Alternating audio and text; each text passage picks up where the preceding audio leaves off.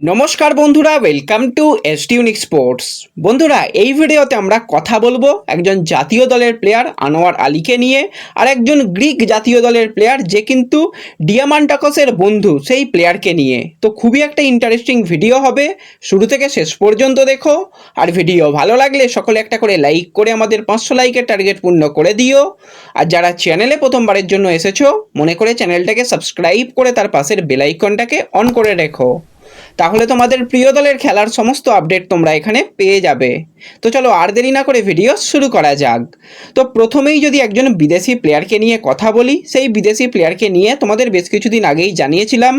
32 বছর বয়সী গ্রিসের সেন্টার ফরওয়ার্ডের প্লেয়ার নিকোলাস, যাকে কিন্তু মুম্বাই সিটি এফসি নেবার ব্যাপারে কথাবার্তা অনেক দূর এগিয়ে ফেলেছিল। আজকে অফিসিয়ালি কিন্তু নিকোলাসকে সাইন করিয়ে নিয়েছে মুম্বাই সিটি এফসি। তো গ্রিসের টপ ডিভিশন লিগে কিন্তু 177টা ম্যাচ খেলেছে, সেখানে 46টা গোল এবং 15টা অ্যাসিস্ট। ক্লাব কেরিয়ারে বেশ কিছু বড় লিগে তার খেলার অভিজ্ঞতা রয়েছে।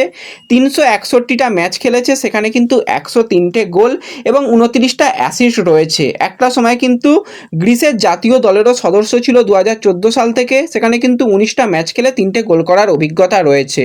এবং ডিয়ামান্টাকসের বন্ধু, জাতীয় দলে 2014 সালে ডিয়ামান্টাকস এবং নিকোলাস একসাথে ডাক পায়। অনেক দিনই কিন্তু জাতীয় দলে তারা একসাথে ফুটবল খেলেছে। তো দুজনই কিন্তু যথেষ্ট ভালো ফুটবলার। একদিকে তো ডিয়ামান্টাকস, সে কিন্তু একটা সময় পর্যন্ত মুম্বাই সিটি এফসি চেষ্টা করলেও ইস্টবেঙ্গল বাজিমাত করেছিল এবং গত সিজনে দুর্দান্ত গিয়েছিল ডিয়ামান্টাকসের জন্য।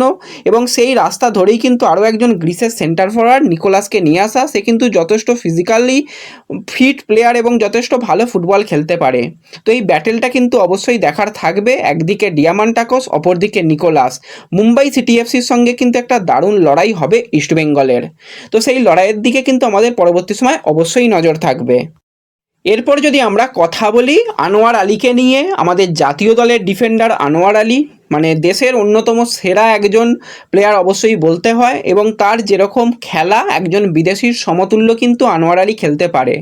মোহনবাগান দলের সঙ্গে লোন ডিলের মাধ্যমে যুক্ত ছিল, এবার ইস্টবেঙ্গলে সে আসতে চলেছে। সকালের দিকেই কিন্তু একটা বড় পোর্টাল থেকে কিন্তু প্রথম নিউজটা ব্রেক করা হয়েছে যে সে কিন্তু এবার ইস্টবেঙ্গলে বড় একটা চুক্তিতে সাইন করে দিয়েছে। যদিও আমরা বলেছিলাম যে একটু অপেক্ষা করো, আরও বেশ কিছু মিডিয়া থেকে নিউজগুলো আসুক।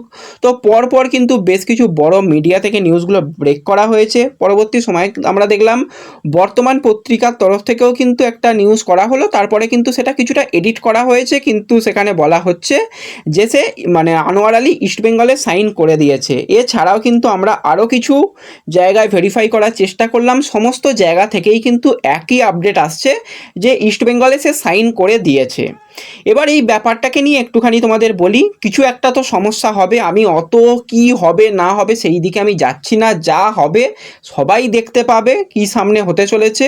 আমি শুধু চাই যেন আনোয়ার আলী নিজস্ব যেন কোনো রকম ক্ষতি না হয়, তার খেলার জন্য যেন কোনো রকম সমস্যা না হয়।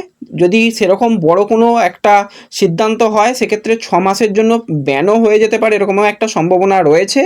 তো সে কিন্তু ইস্টবেঙ্গলে সই করে দিয়েছে। বেশ কিছু বড় মিডিয়া থেকে মানে এটা বলা হচ্ছে, মানে জার্সির এক প্রকার রং বদল হলো। এর আগে রং বদলানোর জিনিস করেছিল মোহনবাগান সুপার জায়েন্ট আপুইয়ার ক্ষেত্রে। এক্ষেত্রে কিন্তু ইস্টবেঙ্গল ভিতর ভালো কাজ করেছে, করে মোটামুটি তাকে সাইন করিয়ে নিয়েছে। দিল্লি এফসির প্লেয়ার, দিল্লি এফসির সঙ্গে কি চুক্তি হয়েছে না হয়েছে ইত্যাদি আমাদের তরফ থেকে এখনই আমরা কিছু জানাচ্ছি না।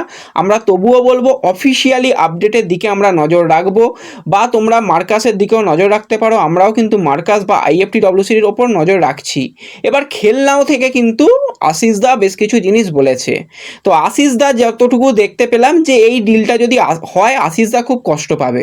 কেন কষ্ট পাবে আমি সত্যি পার্সোনালি জানি না, কিন্তু আশিস দা সেখানে সেই এক প্রকার একই গল্প বলে গেল বারবার, এই হবে ওই হবে, এই সমস্যা হবে ওই সমস্যা হবে। যেটা হবে তো পরে হবে, মানে আশিস দা যদি মানে আনোয়ার আলী ইস্টবেঙ্গলে আসে খুব কষ্ট পাবে, এরকম একটা ব্যাপার বোঝা গেল। খেলনাওয়ের তরফ থেকে এটা করা হলো। তো ঠিক আছে, আমাদের তরফ থেকেও আমরা অপেক্ষা করব। প্রত্যেকটা আমাদের যারা ফ্যামিলি মেম্বার রয়েছে তাদের বারবারই বলছি অপেক্ষা করো, কারণ কারণ অপেক্ষা করলে জিনিস ভালো হয়।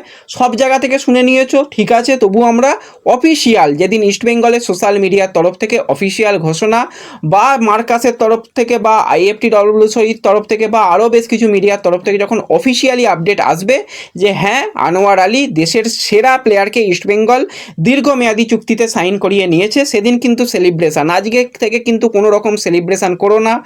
ট্রান্সফার মার্কেট সবাই জানো, মানে কারোর জানার আর বাকি নেই যে কোনো মুহূর্তে পরিবর্তন হয়ে যেতে পারে।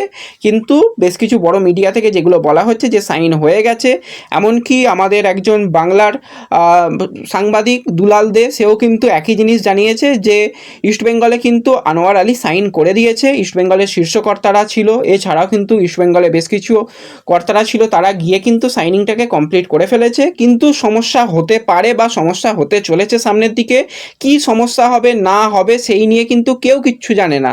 একটা তো প্লেয়ার স্ট্যাটাস কমিটির কাছে যাবে বা যাই হোক হবে, সেগুলো কি হচ্ছে না হচ্ছে পরে ক্লিয়ার হয়ে যাবে। কিন্তু সেই ইস্টবেঙ্গলে সাইন করে দিয়েছে এরকমটাই আপডেট রয়েছে। তবুও বলবো অপেক্ষা করে যাও, আর বেশি কিছু বলার নেই। আশা করি যে ভালো কিছুই হবে।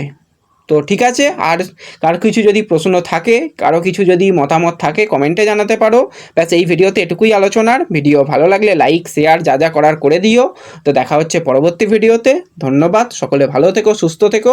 আর অবশ্যই আমাদের ফেসবুক পেজটাকে ফলো রেখো, সেখানে কিন্তু লেটেস্ট আপডেট সবসময় সবার আগে পেয়ে যাবে।